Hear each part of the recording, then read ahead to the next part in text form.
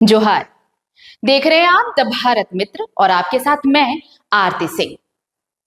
देखिए, political parties के अपने अपने मुद्दे होते हैं और उन्हीं मुद्दों पर पार्टियां काम भी करती हैं।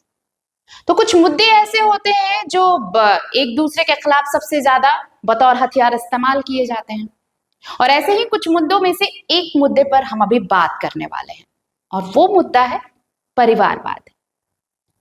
अब आप कहेंगे कि परिवारवाद का मुद्दा क्या है, तो आपको भी पता होगा कि सबसे ज्यादा परिवारवाद पर निशाना साधने वाली पार्टी बीजेपी है।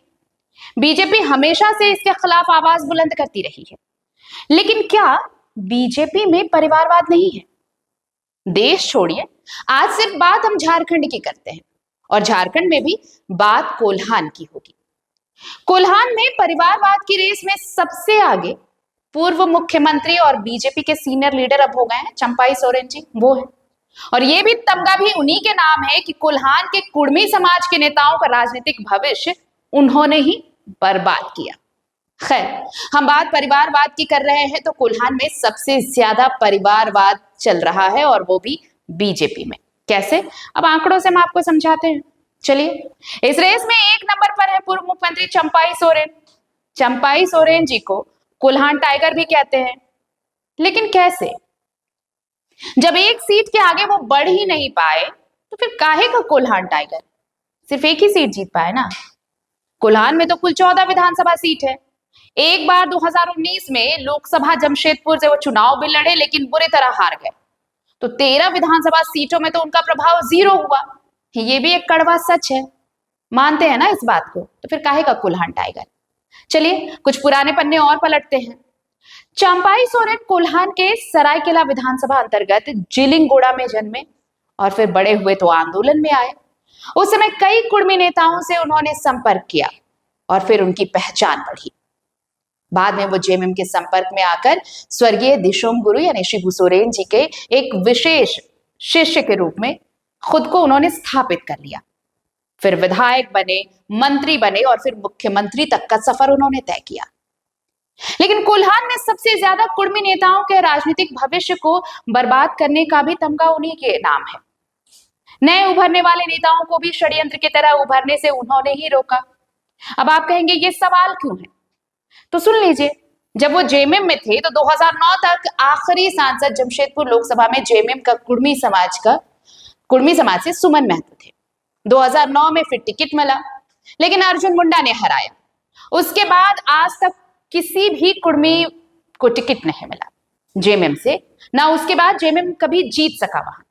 स्वर्गीय सांसद सुनील महतो की हत्या के बाद कुर्मी समाज का वर्चस्व कोल्हान में खत्म सा हो गया। 2009 से अब वर्चस्व कायम हुआ।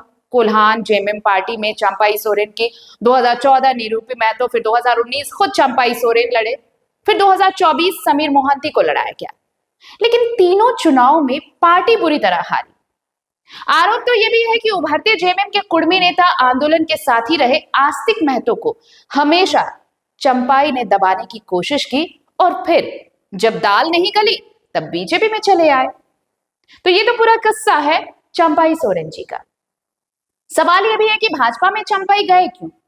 कुछ लोग जानते हैं और कुछ नहीं भी जानते हैं। तो ये कहानी सुन लीजिए कि चंपाई सोरेन का खास मकसद ये था कि उनके बेटे और बेटी को राजनीति में स्थापित करना है, और जेएमएम में रहकर वो पूरा नहीं हो पा रहा था। इसलिए बीजेपी में जाने के अलावा उनके पास कोई रास्ता नहीं बचा था।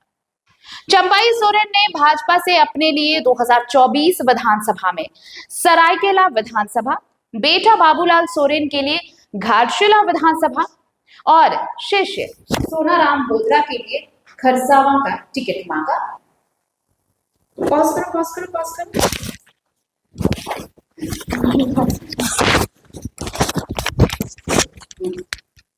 ये टिकता ही नहीं है ना अब।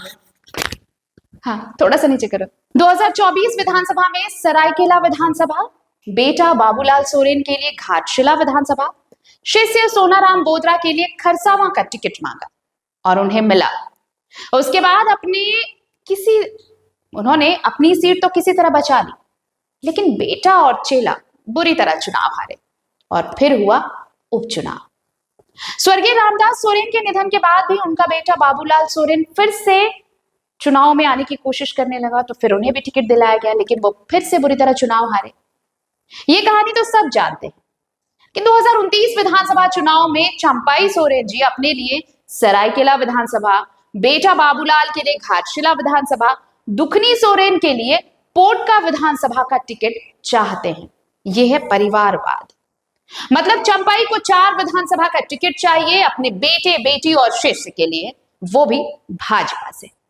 तो अब ये देखना दिलचस्प होगा कि 2029 के विधानसभा चुनाव में भारतीय जनता पार्टी परिवारवाद को बढ़ावा देते हुए चंपाई सोरेन को चारों टिकट देती है या चंपाई सोरेन को निराशा हाथ लगती है।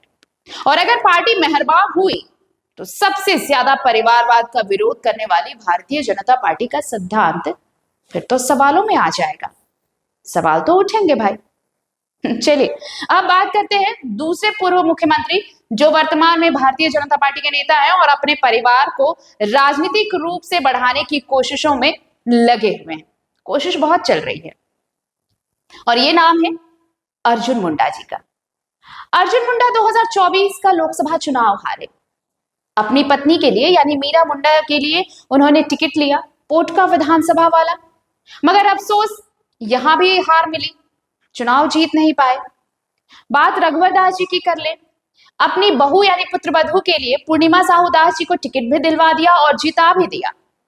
शहरी सीट की वजह से वो जीत भी गई। ये 2 नाम तो अब तक आप देख चुके। और अब आइए एक और पूर्व मुख्यमंत्री मधु कोड़ा जी।